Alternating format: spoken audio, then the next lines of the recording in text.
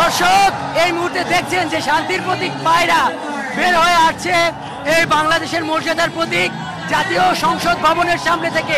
আমরা দেখছি যে শান্তির প্রতীক পায়রা যেটা এতদিন স্বৈরাচারের শৃঙ্খলে বন্দী ছিল সেটি ধীরে ধীরে বের হয়ে আসছে এবং এই অভূতপূর্ব দৃশ্য দেখতে এখানে লক্ষ লক্ষ মানুষ সংসদ ভবনের সামনে কিন্তু হাজির হয়েছে এবং পুরো এই মানিক মে এভিনিউ সেটি কিন্তু এখানে দেখছে এবং এই সংসদ ভবনের এই আকাশে লেখা হচ্ছে ৩৬ জুলাই রিবার্থ অর্থাৎ পুনর্জন্ম।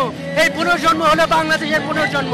এই বর্ষবরণের দিনে পুরো বাঙালি জাতিকে বাংলাদেশের যে চীনা দূতাবাস সেটি উপহার দিয়েছে এই বাংলাদেশের পুনর্জন্মকে আবার এই বাংলাদেশের আকাশে ড্রোন দিয়ে প্রযুক্তির মাধ্যমে একে কিন্তু তারা দেখালো।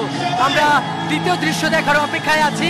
পুরো 14 মিনিট জুড়ে চলবে আয়োজন এবং একটি দুটি না ২৬০০ ড্রোন এখন জাতীয় সংসদ ভবনের সামনে এই পবিত্র জাতীয় সংসদ ভবনের আকাশে কিন্তু তারা এই আলোর ঝলকানির মাধ্যমে এই ৩৬ জুলাই বাংলার ঐতিহ্য, বাংলাদেশ এবং চীনের যে ঐতিহ্যবাহী সম্পর্ক এবং বাংলাদেশের এই স্বাধীনতাকামী প্যালেস্টাইনের প্রতি যে ঐতিহ্যবাহী সংহতি সেটা কিন্তু তুলে ধরা হচ্ছে। আমরা দ্বিতীয় দৃশ্য দেখার অপেক্ষা আছি। ঠিক এই মুহূর্তে আমরা দেখছি জাতীয় সংসদ ভবনের সামনে যে দৃশ্য বাংলার প্রতিটি মানুষকে নাড়া দিয়েছিল জুলাই শহীদদের ইমাম আবু সাইদের ছবি এবং পেছনে কিন্তু বেজে উঠছে সেই জুলাই বিপ্লবের গানগুলো। আবু সাইদ আবার মিলিয়ে যাচ্ছে আকাশে। এইখানকার উপস্থিত মানুষের আবেগ আপ্লুত। জানেন যে বাংলাদেশ গেল 15 থেকে 16টি বছরের যে স্বৈরাচারী আমল, যেই স্বৈরাচারী আমলকে একদম ধুলোয় মিশিয়ে দেওয়ার ক্ষেত্রে যে ইমামের ভূমিকা পালন করেছে, যিনি নেতার ভূমিকা পালন করেছে, যেই আবু সাইদকে দেখে দেশের প্রতিটি শিক্ষার্থী আর কেউ ঘরে থাকতে পারেনি। সে শিক্ষা এবার আমরা দেখছি সেই মুগ্ধকে এবং তার পাশে লেখা আছে যে পানি লাগবে পানি।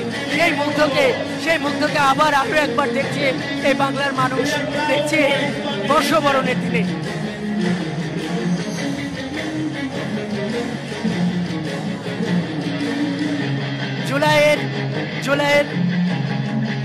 জুলাইয়ের যে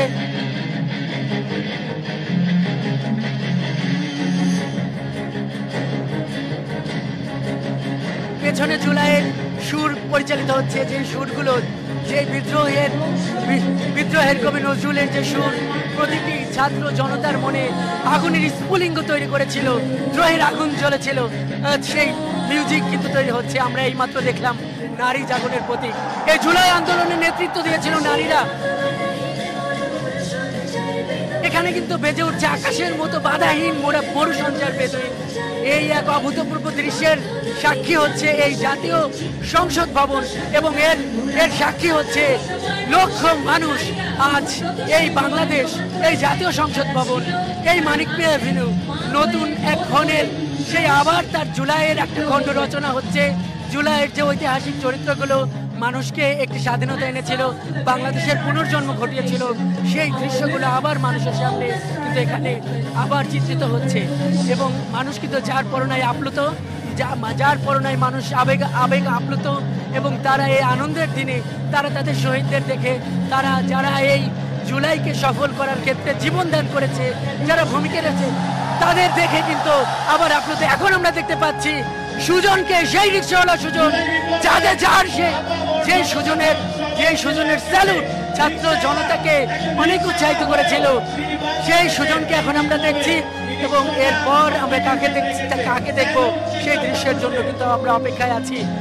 চীন বাংলাদেশের ঐতিহ্যবাহী বন্ধু, সেই চীন দূতাবাস, সেই চায়না দূতাবাস এই বাংলাদেশের জনগণের জন্য এই পয়লা বৈশাখের উপহার স্বরূপ এটি করেছে। জানিয়ে রাখি চীনার অনেক একটা কলাকুশলীগণ এখানে আছেন এবং এই যে ড্রোনের যে আলোর খেলা, সেটিতে এখানে প্রায় ২৬০০ ড্রোন আছে।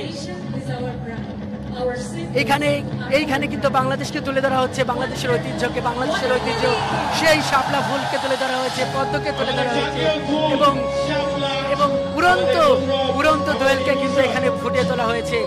যেই মানুষের মর্যাদার প্রতি 1971-এর যে মহান মুক্তিযুদ্ধে যে স্বাধিকারের জন্য যেই মানুষ এই বাংলাদেশকে মুক্ত করেছিল পাকিস্তানি হানাদারদের হাত থেকে এবং একটি স্বাধীন দেশে, তার ঠিক 50 বছর পর যখন একটি স্বৈরাচার এই স্বাধীন দেশের স্বাধীন মানুষের ওপর এই রাষ্ট্রীয় বুলেট ব্যবহার করে আবার একটি স্বৈরাচারী শাসন এখানে কায়েম করেছিল, সেই স্বৈরাচারী কায়েমের জন্য আবার কিন্তু 24-এর গণঅভ্যুত্থান, 71-এর উত্তরাধিকাররা কিন্তু এখানে ঘটিয়েছে এবং সেই যাবতীয় ইতিহাস আজ এই পয়লা বৈশাখের দিনে, বর্ষবরণের দিনে কিন্তু আজকে এখানে উপস্থাপন করা হচ্ছে।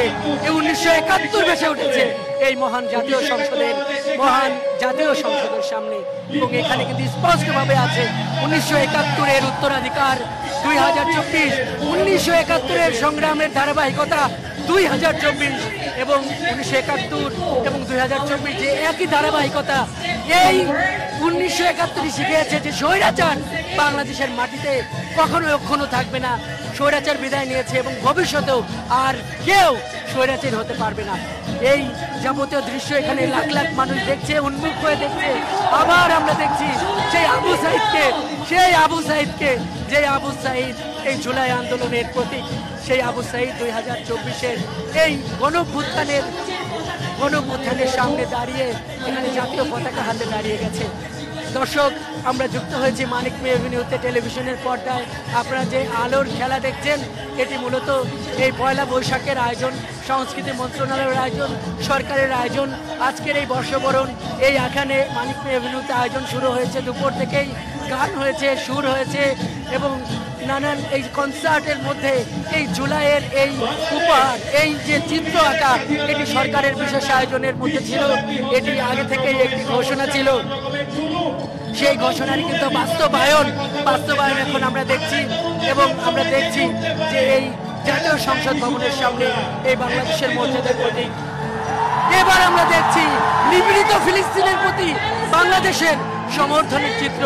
দেখছি যে বাংলাদেশের অভ্যুদয়ের পর থেকে এই স্বাধীনতা, আমি যে প্যালেস্টাইনের যে ন্যায্য সংগ্রাম, যেই মুক্তির জন্য সংগ্রাম, সেই সংগ্রামের সঙ্গে বাংলাদেশ যে আছে সেই চিত্রটি কিন্তু এখানে ফুটিয়ে তোলা হলো। আল আকসার যে সংগ্রাম, এই জুলাইয়ে রক্তের রং নামিয়েছে এই ঢাকায়, সেই চিত্রটি কিন্তু আবার দেখানো হলো এবং আল আকসার সংগ্রামকে যে ঢাকা হৃদয় দিয়ে ধারণ করে সেই চিত্রটি কিন্তু এখানে ফুটিয়ে তোলা হলো। এবং আজকে এখন যেটি দেখানো হচ্ছে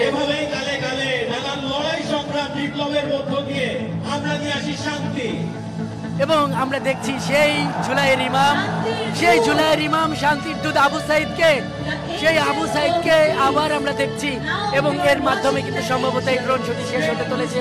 বাংলাদেশের মানুষ আবার আপ্লুত, কারণ এই বাংলাদেশের মানুষই জীবন দিয়ে স্বৈরাচার ঘটিয়েছে, যারা এই পবিত্র সংসদকে 1.5 দশক ধরে কুক্ষিগত করে রেখেছিল, নামমাত্র নির্বাচনের মাধ্যমে কুক্ষিগত করে রেখেছিল, নাগরিক অধিকারকে ভুলুণ্ঠিত করে এই দেশের মানুষকে অধিকারকে ভুলুণ্ঠিত করেছিল। এভাবে এই জুলাই যে ঘটেছে, সেই জুলাইয়ের সেই স্মৃতি আজকে পয়লা বৈশাখের এই আনন্দের দিনে এই মহান জাতীয় সংসদের সামনে এই যে আঁকা হলো, এতে মানুষ আজ উচ্ছ্বসিত, মানুষ আবার দেখলো, মানুষ আবার সেই জুলাই ফেরত গেল, সেই রক্তমাখা জুলাই, সংগ্রাম মাখা জুলাই, 2000-এর মতো শহীদদের কাছে চলে গেল, আবার সেই সংগ্রামের দিনগুলোতে চলে গেল। এবং এটি যে বাংলাদেশে অবস্থিত চীনা দূতাবাস উপহার দিয়েছে, সেই লেখাটি কিন্তু এখানে আছে। এখানে লেখা আছে long live China, Bangladesh friendship.